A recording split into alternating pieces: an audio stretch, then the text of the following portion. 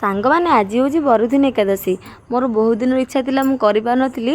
ଆଜି ବହୁତ ଇଚ୍ଛା ହେଲା, ତଥାପି ଭାଇ ମନା କଲା କରିନା, ଛୋଟ ପିଲାଟା। ମୁଁ କହିଲି ଆଜି ମୁଁ କରିକି ଯେମିତି ହେଲେ ଆଜି କରିବି, ଟିକେ ଫ୍ରୁଟ୍ସ ଖାଇକି ଯାହା ବି ହଉ।